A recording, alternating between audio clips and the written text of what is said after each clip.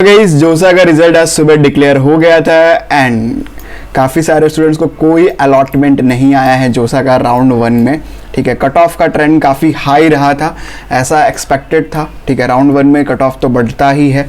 अब ये देखिए, अगर आपको कोई अलॉटमेंट आया है तो क्या प्रोसीड एक्शन लेना होगा, एंड उसके बाद डिटेल कट ऑफ एनालिसिस के ऊपर बात कर रहे होंगे कि यार कितनी रैंक पे GFTIs, ट्रिपल आईटीज, NITs बंद हो गई और क्या चांसेस हैं आपके जोसा के अंदर, और CSAB में आपको जाना ही पड़ेगा कि नहीं, इसके ऊपर डिटेल में बात कर रहे होंगे।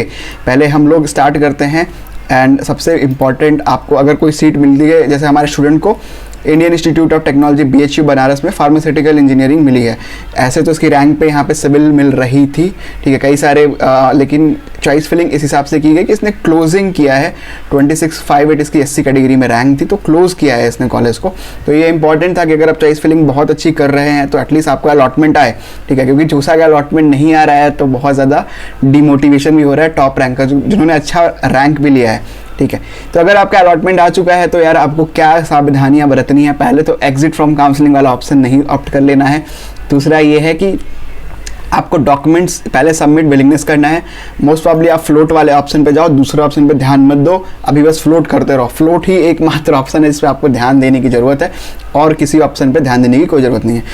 एक्सेप्टेंस फ़ी आपको पे करनी पड़ेगी 35,000 जनरल EWS के केस में। अगर आप OBC हैं, जनरल EWS OBC हैं, 15,000 मात्र देना है SC ST वाले बच्चों के लिए। इंपॉर्टेंट इंस्ट्रक्शंस में कुछ लिखा हुआ है जो आपको ध्यान से पढ़ना होगा। ठीक है, ये पढ़ लेना आप लोग। डॉक्यूमेंट जो हैं वो रियल अपडेट करना है, गलत मत कर देना, क्योंकि आपको IITs अगर मिल रही हैं गलत डॉक्यूमेंट अपलोड करोगे तो वो कैंसिल हो जाएगा। ठीक है, सब सोच समझ के बढ़िया तरीके से सारा कुछ करना है। ठीक है, बाकी का प्रोसेस, सीट अपग्रेडेशन वगैरह बहुत ईजी होता है, सबको पता होता है। कट ऑफ के ऊपर आ जाते हैं। ठीक है, एग्जिट फ्रॉम काउंसलिंग वाला इंपॉर्टेंट है, राइट। तो अब भाई बात कर लेते हैं NITs के कट ऑफ के लिए। ओपन कैटेगरी में मात्र 48,000 रैंक के अंदर पूरी NITs पैक्ड हो चुकी हैं। लास्ट में NIT अगरतला का केमिस्ट्री गया हुआ है। ठीक है, तो NIT अगरतला में केमिस्ट्री मिला हुआ है बिल्कुल एंड में। ठीक है, श्रीनगर की मेटलर्जिकल 47,000 पे। अब ट्रिपल आईटीज़ में आ जाता है। ठीक है, ट्रिपल आईटीज़ में आना स्टार्ट करते हैं, ट्रिपल आईटीज़ में बताना स्टार्ट करते हैं आप लोगों को। ठीक है ठीक है ठीक है ठीक है ठीक है, ट्रिपल आईटीज़ भी इंपॉर्टेंट है आपके लिए।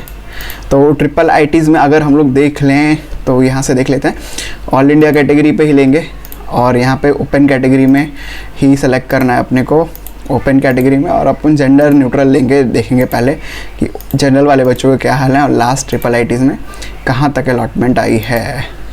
तो भाई आप देखोगे लास्ट ट्रिपल आईटीज़ में आई है आंध्र प्रदेश कुरनौल में, यहाँ पे 42,000 पे इसकी मैकेनिकल इंजीनियरिंग विद स्पेशलाइजेशन मिली है।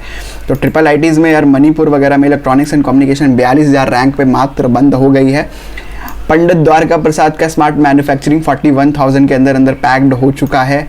और थोड़ा नीचे देख लें तो क्या है, भागलपुर की मेगाट्रॉनिक्स मात्र 39,000 पे बंद हो गई है। तो ये था ट्रिपल आईटीज़ का हाल। अब बढ़ते हैं GFTIs के ऊपर कि लास्ट कितनी रैंक तक GFTIs पूरी पैक्ड हो चुकी हैं, एंड देन उसके बाद आपको क्या करना है, आपको कैसे प्रोसीड करना है, उसके ऊपर ही बात कर रहे होंगे। तो अब आ गए हैं GFTIs के ऊपर।